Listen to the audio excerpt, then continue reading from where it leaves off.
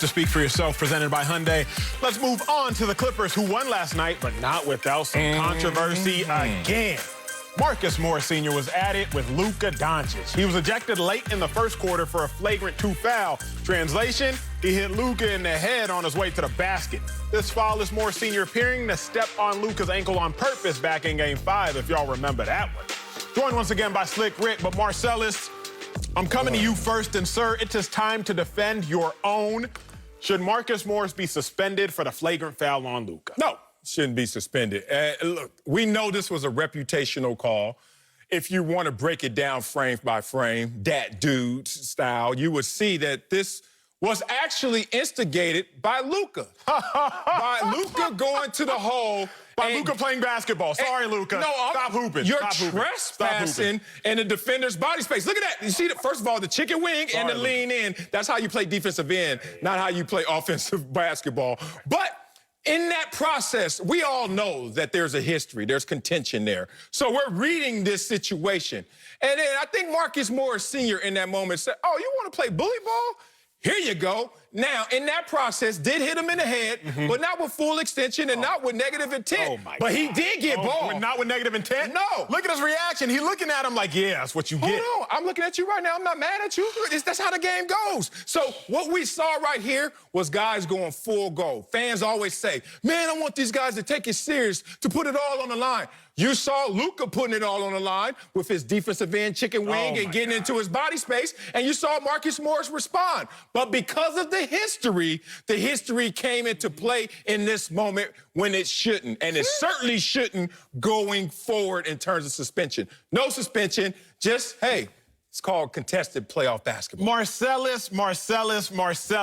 Context and history always matter, bro.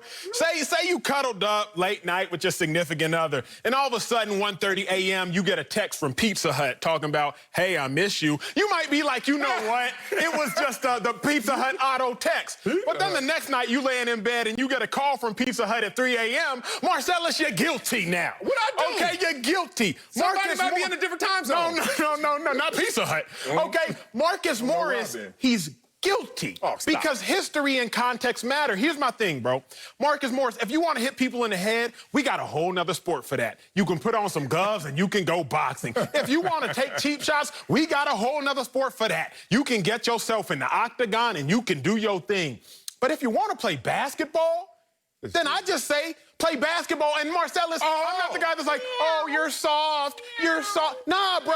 Are we hooping or are we not? Like, Luka's not trying to be an MMA street fighter. If he wanted to, he probably would have taken a different career path. So now look, I'm going to get to the whole point of the question. Should Marcus Morris be suspended? I'm not so ignorant as to say he should. That's not what I'm saying. On Twitter you are. But no, because I didn't say he should be suspended. I said, get him up out of there. But here's what I'll say, Slick Rick. Here's what I will say. If we can retroactively look at calls and challenge them and say, you know what wasn't a foul should be a foul, then maybe you should be able to retroactively look at games and say, you know what? Maybe Marcus Morris did step on Luka's ankle on purpose in Game 5. Or how about Game 1 when KP got ejected? Wait a second. Marcus Morris did incite that entire incident. Maybe things retroactively should be affected and inflicted. But the NFL, the NBA, they already have their point system. So Marcus Morris should not be ejected, but there should probably be a heavier levy, heavier suspensions, heavier fines than just, you know what, let's just eject him for one game and keep it pushing. Yeah, the fact that he was ejected from the game, I feel as if that was plenty, particularly at that time and the meaning of this game, that was plenty penalty enough. To add to it doesn't seem to be fair to me. I actually looked at the play, and look, I've been covering the league for a long time. I felt it deserved a flagrant 1 at best. Yes, he made contact with the head. Yes, give him the technical foul and the ball, but a flagrant 2 seemed to be a little much. And as Marcellus pointed out, there is history here, and it's going both ways. Luka Doncic and the way he plays, he's a very physical offensive player. He uses his body a lot in order to create space and to bump defenders. That in kind is going to cause defenders to play him more physical. And if you watch this replay that we've now seen about 100 times, in each case, the first hit to the head was I'm reaching to try to block it. I hit him in the head. Okay. The second time, he actually gets the ball. I look at his intent, and it was never, I'm just going to slug Luka Doncic. And the same with the stepping on the back of the shoe. Like, you're reading into intent.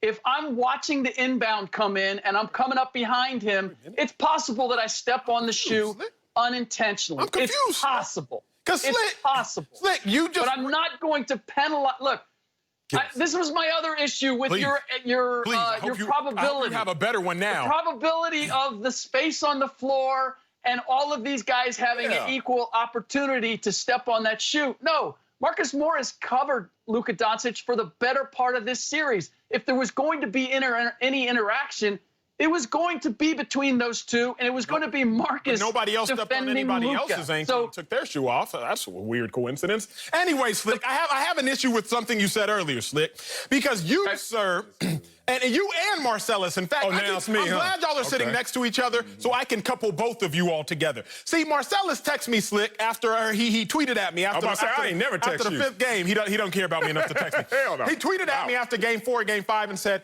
wait, your HDTV can tell intent? See, Slick, in one sentence, you just uttered Marcus Morris's intent was not to hurt Luka. But then when talking about the ankle, you wanted to utter that Marcus Morris's intent was not to step on. Can we read intent or can we not? I don't know.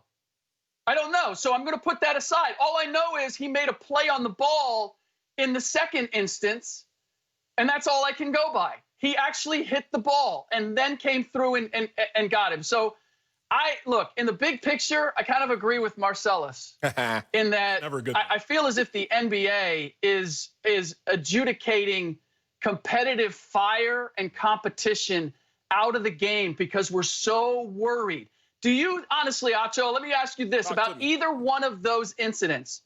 Do you think there was a case in either case that Luka would have been injured by what Marcellus, by what Marcus? You're so part of the Clippers. You're Marcellus Morris as far as I'm concerned. Yes. Well, either one. You heard that? That's me. Looking to injure and take Luka out of the game. I try to be a genuine human being, Marcellus, when I answer questions. The ankle one, I don't know. Because my problem with Marcus Morris is, bro, you got caught. Like, at least be better. Be better about dirty play. Marcellus played in the league. I played in the league, played high-level college. We all play ball, Slick. We all play ball. Everybody does a little something. But, like, at least be better than to sit here and take his whole shoe off. Like, I just disrespect you for not even being quality enough at being dirty to, like, not get away with it. So could he have hurt him? I don't know, but I also don't want to find out. Like, could KD have torn his Achilles by coming back off a tight calf? Well, we found out. I would just rather not find out than sit here and play the coulda, woulda, shoulda game until it's too late. Strong response right there. Tremendous deflection right here.